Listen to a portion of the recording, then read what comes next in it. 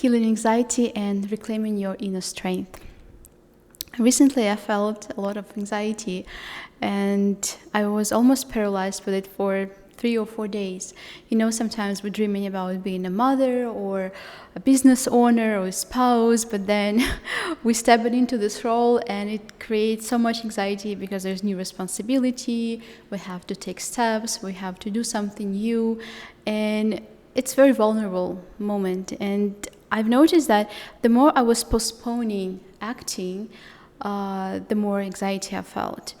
And it was funny to realize that, and then I realized why. And today, in this probably short video, I want to share with you why inability to act creates more anxiety.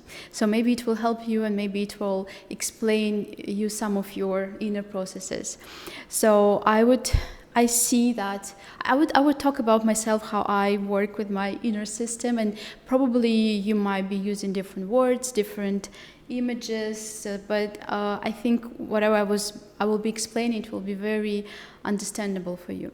So when I was paralyzed with this inability to act, I kind of almost literally saw that inner child, scared, really don't want to do anything, very small and incapable.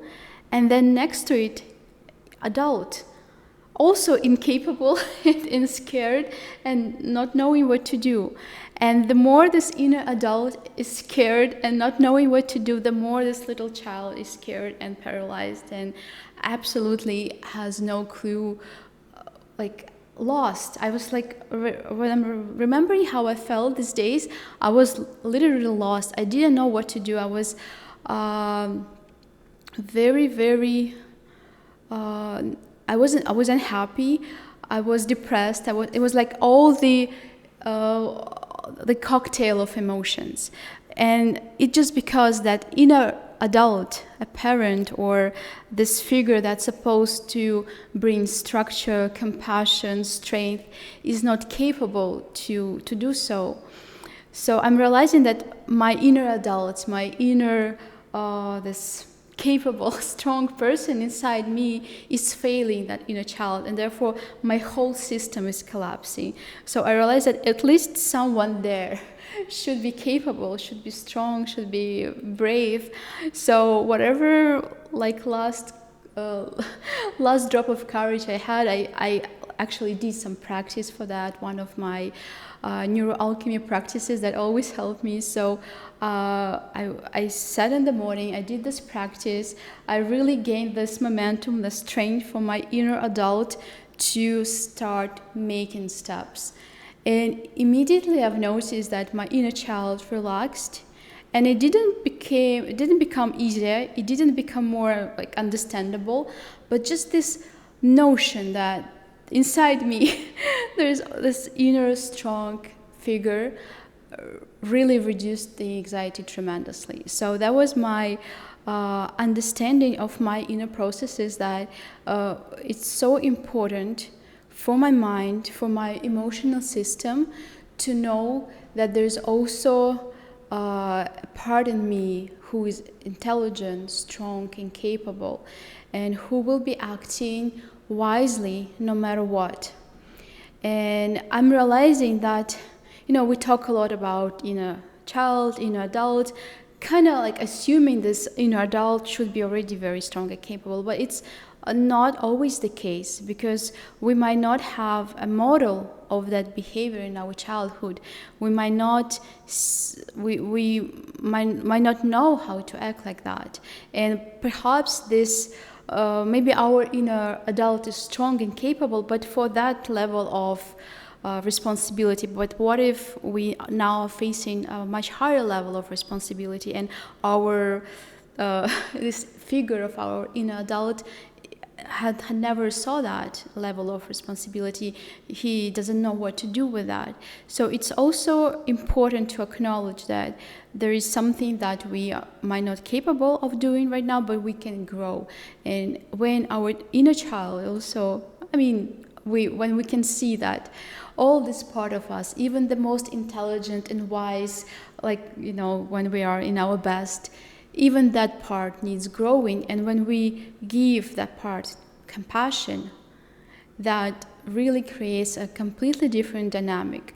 So I feel that compassion and acting according to our plans, according to our goals, according to our understanding of what needs to be done is really helping to heal our anxiety.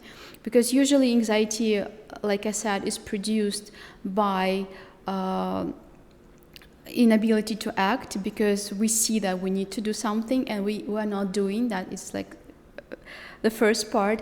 And then judging ourselves is even more increasing this anxiety. So compassion and acting towards our goals slowly, methodically, every day, one step at a time, is really helped to reduce this anxiety. So if you see that there is something in your life that you're not doing and it creates judgment and anxiety, just take a tiny step every day. And if it didn't work, just start over next day. So don't punish yourself, don't judge yourself, really forgive yourself. And